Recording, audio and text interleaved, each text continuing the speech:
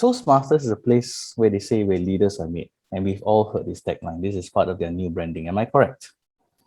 But Yep. when you think about it, especially for those of us who have experience with the district, Toastmasters is a place where micromanagers are made. Because leadership, as we understand, is something a bit more than just management. Otherwise, everybody in management will be the leader. And the thing is that sometimes we conflate the demands of what management is and leadership is. The people who manage are meant to keep things running. The people that keep the ship going, so to speak.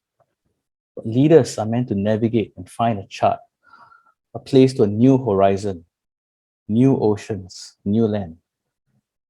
Andre Gide said you cannot discover new oceans unless you have the courage to lose sight of the shore.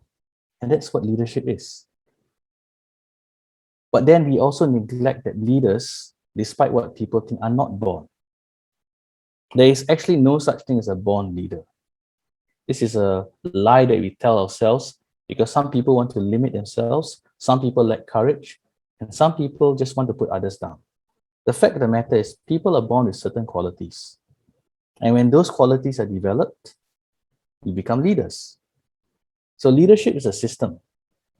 And a mentorship program is meant in the context of Toastmasters in your professional life, even if you are volunteering in other volunteer welfare organizations, to create a system where leaders can be identified, nurtured, and blooded. Because you can't nurture someone unless you throw them into the crucible and see what happens. Toastmasters is meant to be the place where you come to fail and fail spectacularly. Because if you never fail, you never learn. And that's why you notice in all our club meetings, we get people to take up roles. Toastmaster the day, give their first speech, organize a contest. It's never going to be perfect, am I correct?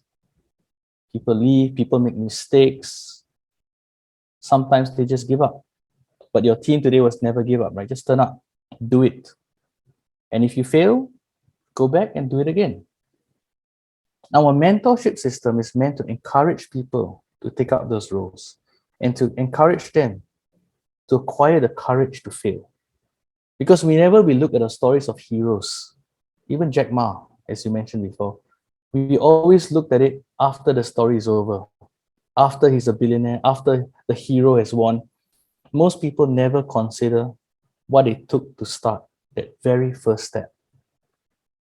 And so when I became division director last year, so last year I was both the club president and the division director because I was a madman. I never realized how tough it was to be the club president of a club that had 18 years of 10 DCP. The pressure that was there, where your CEO and your CFO are also club members. And at the same time, I became division director of a division that the year before had totally underperformed. And I realized the problem that we have, and this is a problem in Toastmasters in general, even clubs, is the lack of institutional knowledge. Now, what I mean is this. You have great people who step up to clubs, and then when they step down, we don't have replacements. We have dedicated people who are there for years and years. But what happens when they leave? Their experience, their knowledge is not passed on because we don't have a system.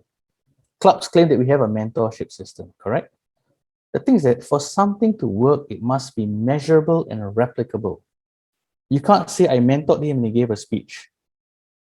What are the measures that you know that he's ready to stand by himself, that she's ready to take up that position? There has to be a system. So one of the things we did was I used my club as the scapegoat and we created a system. We had what is called a chief mentor. So Exco was larger because the person that's monitoring all the mentors cannot be sitting in all the other club positions because being VPE is a full-time job. Being VPM is a full-time job. Being SAA in a big club is also a full-time job. Am I correct? And people forget how difficult it is to sit on the exco when you want to grow your club and then do other things. Because we all have a life outside of Toastmasters as well. We have wives, children. Wives, I mean, many people have multiple wives. Not one person has many wives because one mother-in-law is more than enough. We all know that.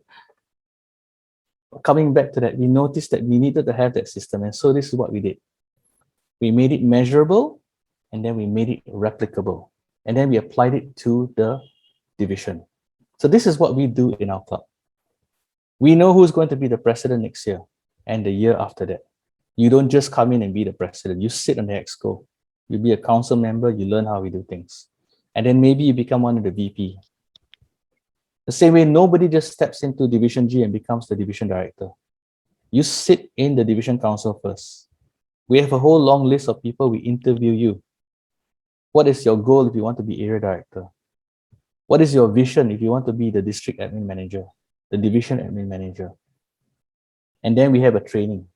So the division council for Division G starts its training in January for the potential area directors.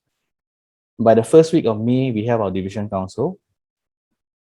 By the last week of June, we have our first division council meeting because you need to have a strategic plan for the next 3 years.